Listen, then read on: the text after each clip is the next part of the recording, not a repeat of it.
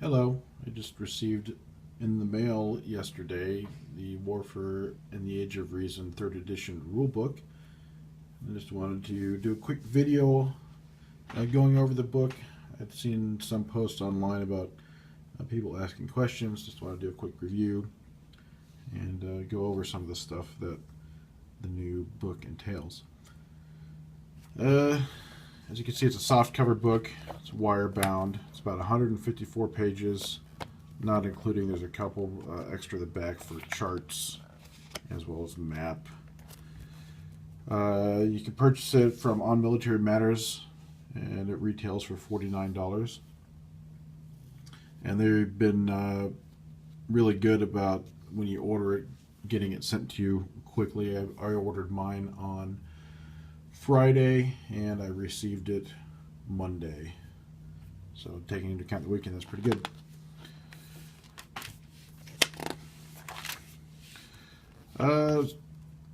Whole bunch of chapters there. There's 17 chapters, but most of the chapters are broken up in the first part.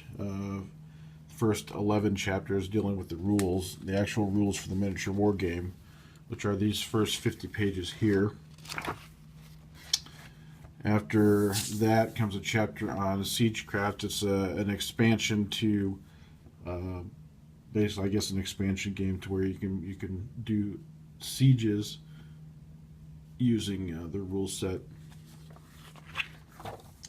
There's a couple of scenarios. There's, I believe, 3 scenarios actually. One covering the American War of Independence. There's a scenario for the War of Spanish Secession, and then the Battle of Lausitz, which is looks like a pretty hefty battle.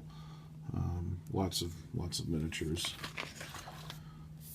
Followed up by the Warfare in the Age of Reason campaign system, which is the Sport of Kings.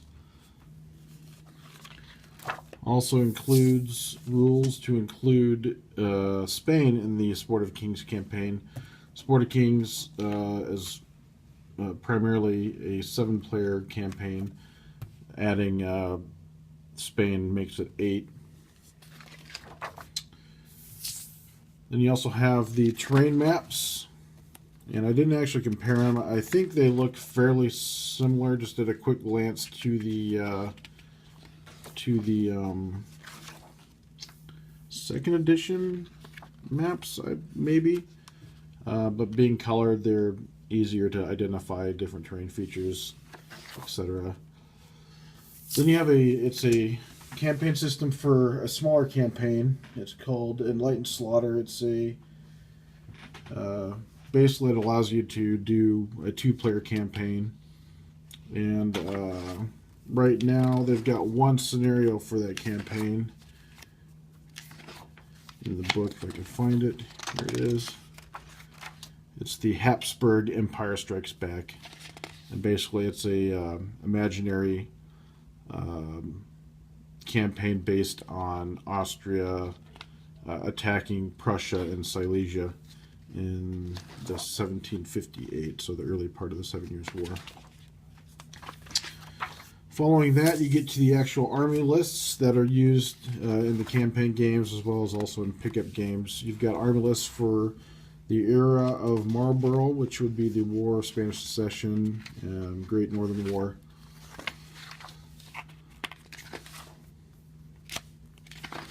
Armies. They have 2 pages here on notes regarding the War of Austrian Succession, which gives you a more in-depth feel to be able to represent that time period. In the older editions of the book, there's just a couple of notes in the army list where one unit may be regular versus irregular, or might have a different morale grade here or there. But this actually gives different breakdowns to actually be able to represent the changes that were going on between the early War of Spanish Succession and the later 7 Years' War.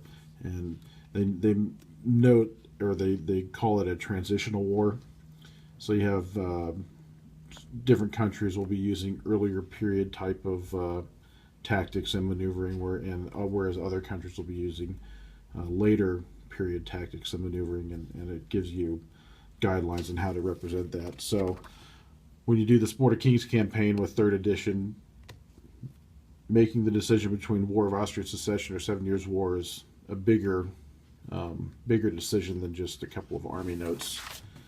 Then you actually get into the army notes for the major belligerents and the army list, excuse me, and then so here's the list part, but then you also have this huge, lots of notes. So it comes with lots of notes to help flesh out each individual army, so that way they have the different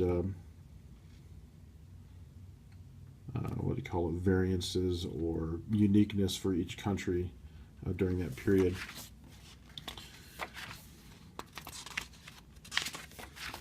They have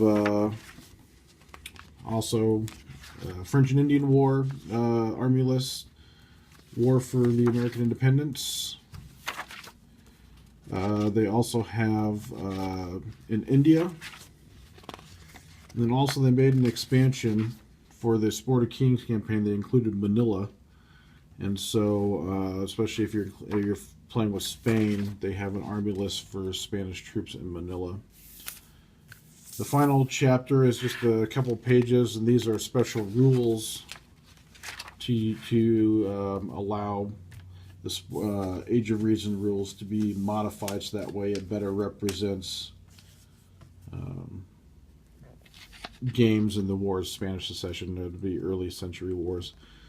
And then you got a small campaign map. This is a chart for the mini campaign. And then you have a bigger fold-out campaign map. And for the most part, it's the same as the original campaign, or the campaign map in the 2nd edition. All I can easily notice is India has changed again. There's the same number of territories. Their orientation is laid out a little different. And also some of the territory values are different. You'll also notice up here with the inclusion of Manila, they made an extra sea zone. And then finally, they've got charts. They got chart for 15 millimeter and chart for 25 millimeter. And the charts themselves, even though they're attached to the book, they are perforated so that way they can be torn out if you so desire. So that's the meat of what's the actual content of the book itself. The actual miniature rules itself, there have been numerous changes, some of them big, some of them small. I would say probably the 3 biggest changes that would be the most noticeable would be regarding commanders. First of all, now commanders have a command radius, and units have to be within that command radius, and if they are not in the command radius, then you have to roll a die to determine whether or not that unit will act accordingly. Also, commanders, they have an opportunity to become casualties even though they are not attached to a unit. So if they're within a certain distance of a unit that's being fired upon, there's a possibility that they could become a casualty. It may be more difficult than if they were attached to the unit being fired upon, but there's still a chance that they could become casualty. And I think that's really smart, because first of all, it forces people to keep their units together that are brigaded together, but it also, I think a lot of times commanders, they'll just kind of leave the commanders off to the side, not really doing anything with them. Well, now, if there's a chance that they're going to become a casualty anyways, you might as well use them and use them effectively. The second big change, I think, is with artillery. And for the most part, artillery is organizational, not organizational, the way they determine, and you can see, they've got pictures of various situations. These are for melee, so it does a good job of giving you pictures to determine some of the confusing situations, like the melee pictures were multi-unit melees, which that's another big change they made, which I'll talk about here in a second. But artillery, they have expanded. They've added an additional firing range. It's called extreme range, which is basically, instead of you get a -1 for long range, now if you want to fire extreme range, it's a -2 to your die roll. So you have a chance to shoot somebody that's just sitting out there, even though the chance isn't very good. But really, I think the big obvious change that they've made with artillery is their description of howitzers. Howitzers have been greatly expanded and more codified, I guess. And I think it's really cool. The howitzers, they no longer get a penalty for indirect fire like they did in earlier editions, but they can only shoot out to medium range. Howitzers are not able to shoot at long or extreme range. And any firing done at medium range is automatically indirect. So you can shoot at the enemy unit that's hiding behind another enemy unit, or if they're behind breastworks or trenches or something like that, then they don't get the benefit of the cover within that range. And then the other big change has to do with melee and how they determine melee. And more specifically, it has to do with, it seems like multiple unit melees is the biggest change. It seems the process has been simplified. Very generally speaking now, before you would have to count how many castings you have involved in a battle, and then you would roll a die that has a number of pips on the die to represent those number of castings. Now they just simplified it and it's just rounded up. So if you have 1 to 6 castings involved in melee, then you roll 1 die. If you have 7 to 12 castings, you roll 2 dice, etc., etc. So that's just simplified. You just count it up, get your dice, roll it. But also with multiple unit melees, before you'd have to figure out each individual, you'd have to basically separate the melees into individual melees and calculate them all separately.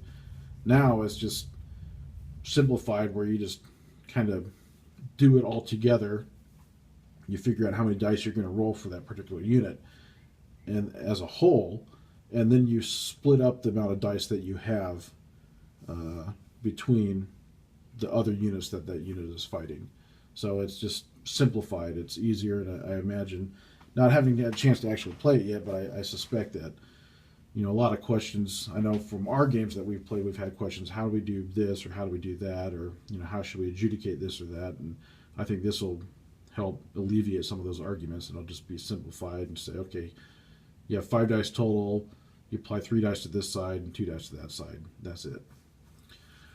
Also, another change, it's more subtle for melee, but I think it has a big impact, and I think it's a good change because it would more accurately reflect reality. Is if you're attacked on the flank, you only get 1, regardless of how many modifiers you have as the defender. If you're attacking the flank, you only get 1 die to roll in that melee.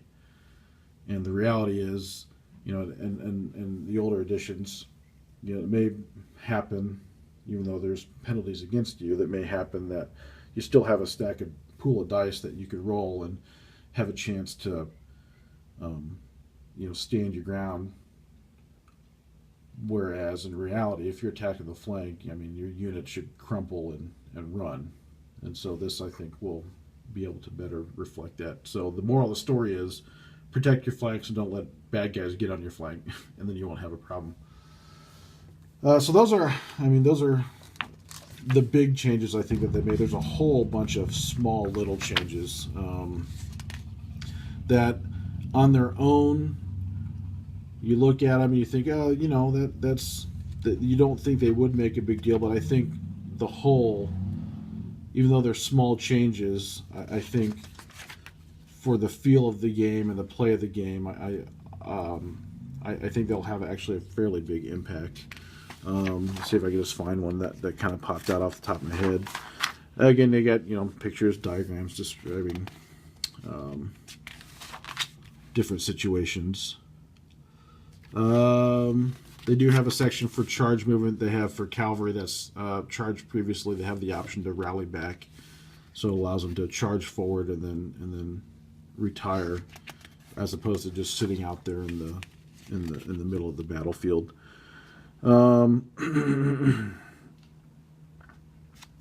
Here's a small change. Artillery in older editions, if you're being charged, you had 3 different options. You could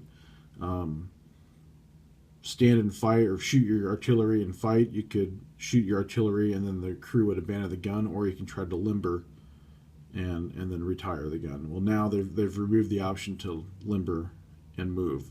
You either have to stand and fight, or you shoot and retire and abandon the gun.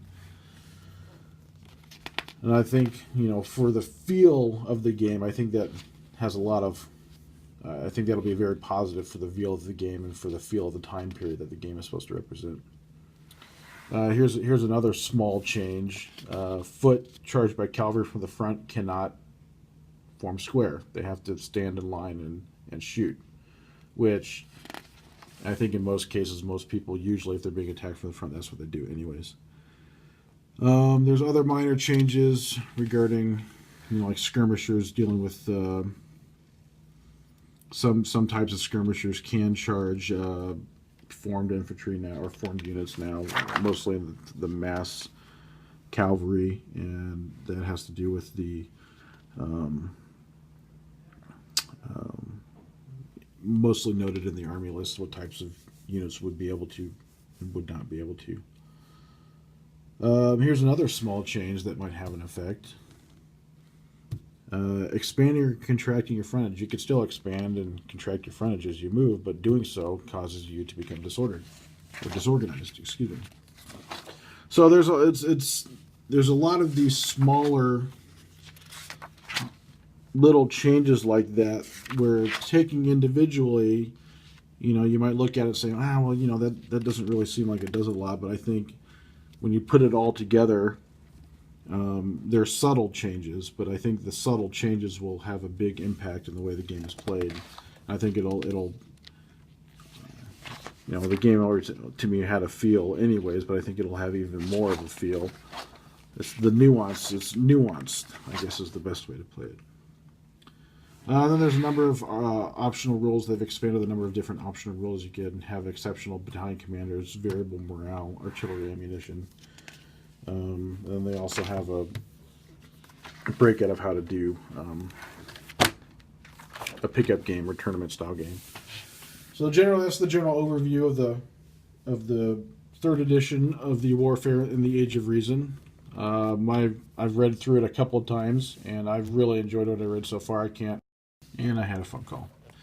So that's the Warfare in the Age of Reason 3rd edition. Overall, I really enjoy it. I enjoyed what I've read so far. I can't wait to get an opportunity to actually get it out on the table and play it. I think for the campaign that my group is running, we are going to, without a doubt, we're going to finish the campaign that we're running currently with 2nd edition.